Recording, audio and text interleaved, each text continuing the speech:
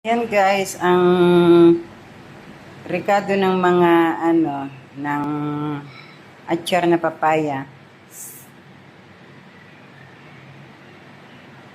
Sili, sibuyas, luya, carrot, saka pasas. Yan.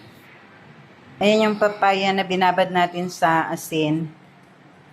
Ngayon pipigaan natin siya para mawala yung tubig niya. Ayan guys, napiga ko na siya. Ayan.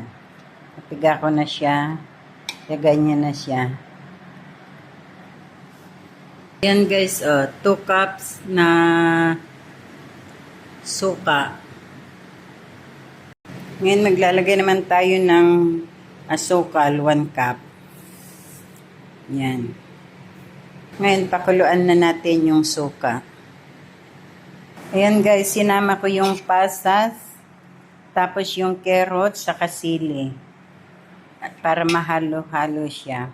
Ayan guys, kumukulo na yung suka. Ito yung sibuyas, saka luya. Iano lang natin konti bago i-off na natin yung kalan para hindi siya ayan. Tapos lagyan na rin siya ng paminta.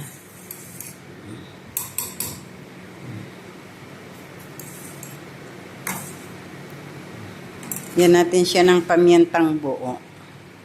Ngayon, naka-off na yung apoy niya. Ibubuhos natin ngayon sa may papaya. Yan guys, naibuhos ko na yung suka niya. Yan na Ngayon, halo-haloin na natin.